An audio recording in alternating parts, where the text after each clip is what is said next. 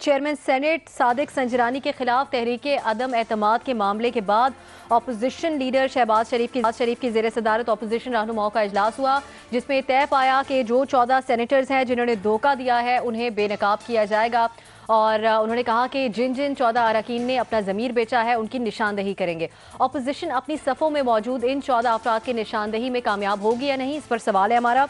सवाल इस तरह से है, बाजी पलटने वाले 14 कौन ज़मीर फरोशी करने वाले अरकान को तलाश करके कार्रवाई करेंगे शहबाज शरीफ? क्या अपोजिशन 14 अरकान को बेनकाब कर पाएगी, हाँ या नहीं? सबसे पहले इरशाद भट्टी साहब की तरफ जाएंगे। भट्टी साहब, उमर चीमा साहब की रिपोर्ट है दी न्यूज़ में, उसके मुताबिक पीपल्स पार्टी के 7 हैं जिनमें 2 प्रोमिनेंट शख्सियात भी शामिल हैं। नून लीग के 5 सेनेटर्स हैं जिन्होंने पार्टी लाइन से हटकर वोट दिया है। इनको बेनकाब कर पाएगी अपोजिशन?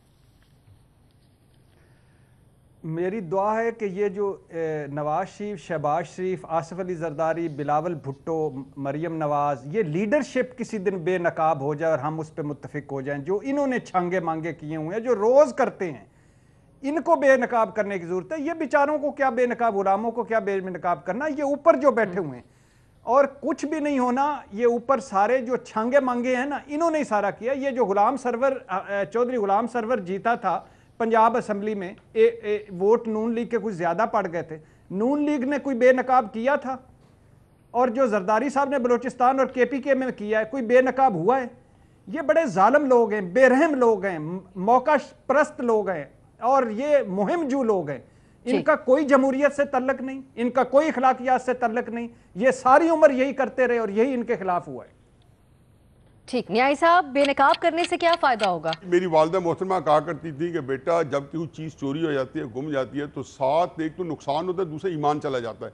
इस किस्म के मामलात में अब खा जो पार्टी लीडरशिप है, पीपल्स पार्टी है या तहरीक मुस्लिम नून है या जैसे तहरीक इंसाफ ने, कई बेचारे ऐसे MP है जो इतने दयानतदार थे, उनको निकाल दिया क्योंकि पता ही नहीं था कि शॉट इन द डार्क जो होता है बड़ा मुश्किल होता है। इसको अवॉइड करना चाहिए। ठीक है, इसको ठीक है। मजहर अब्बास साहब, अब क्योंकि सारों के ऊपर न्याय साहब भी कह रहे हैं सवाल उठता है, तो इसमें कर देना चाहिए, सबके नाम ले आने चाहिए सामने ऑपोजिशन को। अगर पता है तो ले आने चाहिए। वैसे देखिए, ऑपोजिशन को सिर्फ एक काम करना चाहिए और वो जॉन एलिया के एक शेर में पिना है, कहीं बाहर से नहीं घर से उठा है फितना, शहर में अपने ही दफ्तर से उठा है फितना। ये कहीं बाहर से लोग नहीं आए हैं। ये बेउसूल सियासतदान जो जमहूरियत के नाम पर आते हैं, जमहूरियत के नाम पर लाए जाते हैं, ये चाहे वो कौमी असम्बली के अरकान हों, सूबाई असम्बली के अरकान हों, जब मैं बिकने को तैयार हूँ तो ख़रीदार तो मिल ही जाता है। अगर मैं उसूली सियासतदान हूँ, उसूल पर हूँ, और मैं कल फवाद चौधरी की बातें सुन के इसलिए हैरान नहीं हुआ क्योंकि वो कई जमातें तब्दील करके आए हैं। शाहजेब खानदादा के उसमें जो बात की थी उन्होंने कि जी ये लोग जो वो करते हैं वो अपनी पॉलिटिक्स को देखते हैं। हमने पॉलिटिक्स को ही बेतौकीर कर दिया है। कल जो है वो सियासत जीती है, जमहूरियत हारी है। जो हमने सियासत को अब हम मनफी मानों में इस्तेमाल करते हैं क्योंकि इन जमातों ने जिन लोगों को असेंबलियों तक पहुंचाया है जी, उनसे अगर आप किसी उसूल, किसी ज़मीर की तवक्को रखते हैं बिल्कुल तो आप ज़रूर रखें, मैं नहीं रखता। इनको ना सिर्फ बेनकाब करना चाहिए, आइंदा फैसला करना चाहिए कि लोग वफादारियां तब्दील करने वाले अपनी जमातों में ना लें, लेकिन ये सारी बातें ये करते रहेंगे। कल अगर इनको मौका मिलेगा ये भी वही करेंगे। फ़र्क सिर्फ ये है कि जो तहरीक इंसाफ जिन उसूलों की बात करती थी, तहरीक इंसाफ भी उसी स्टेटस को की पॉलिटिक्स में आ गई है। सही।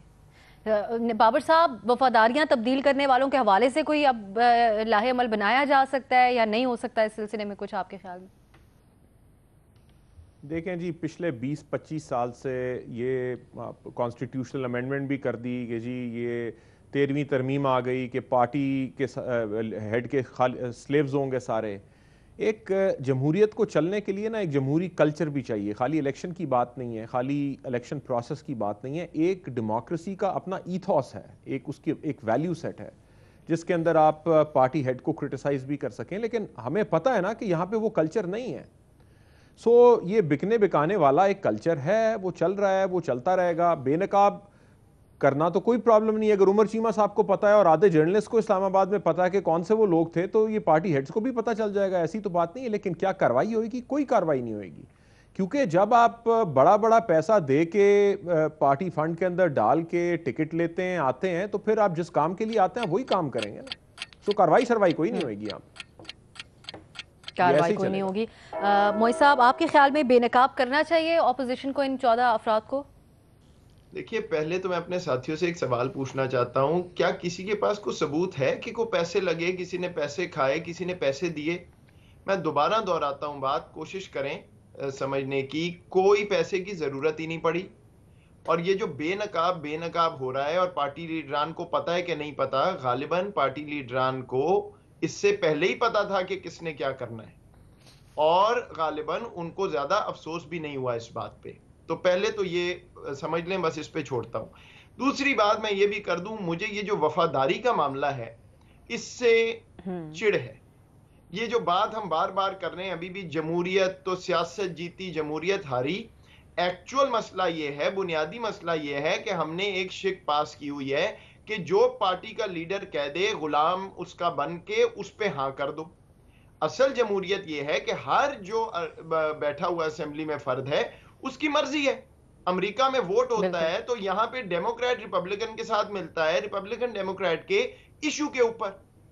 तो अगर कोई नून का या पीपीपी का समझता है कि संजरानी साहब बड़ा अच्छा काम कर रहे हैं, उसका हक होना चाहिए। तो वो जो कानून बनाया है असल वो गलत है, वो जमहूरियत के खिलाफ है। लेकिन बहरहाल इस दफा जो आपने देखा है उसमें कोई ज्यादा बेनकाबी की ना जरूरत है ना हुई है। जिसको पता होना चाहिए था उसको पता है। असल बेनकाबी पार्टी लीडरान की होनी चाहिए कि वो अपने आप को बचाने के लिए क्या क्या कॉम्प्रोमाइजेस कर रहे हैं, बस इस पे छोड़ दें इस बात को।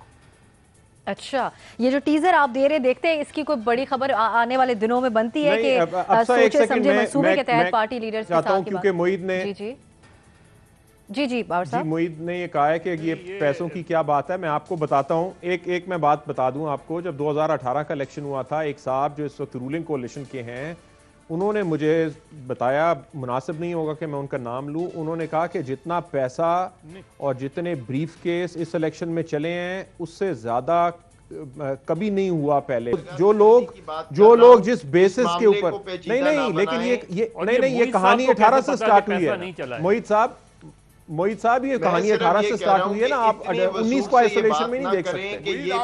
जवाब जरा सुन लें। देखिए, आपने फरमाया कि हम चीज को कॉम्प्लिकेट कर रहे हैं। मेरा ख्याल है कि आप चीज को ओवर सिंप्लीफाई कर रहे हैं, पहली बात। दूसरी बात यह है कि मैं जो बाबर साहब से मेरा पॉइंट ऑफ व्यू थोड़ा सा मुख्तलिफ है कि पैसा या तावीज़ या कोई और प्रेशर या फाइलें या वीडियो फिल्म, ये पाकिस्तान के अंदर इशू ये नहीं रहा कि आप पैसा लेंगे और ये नहीं है। लेकिन जो चीज़ आप अचीव करना चाहते हैं उसके लिए अगर कोर्स से मैयर्स आप ले रहे हैं, उसको ब्लैकमेल कर रहे हैं, पैसे से खरीद रहे हैं, तो मदर साहब ने जो बात की है तो वो ज़मीर फरोशी में ही आएगी।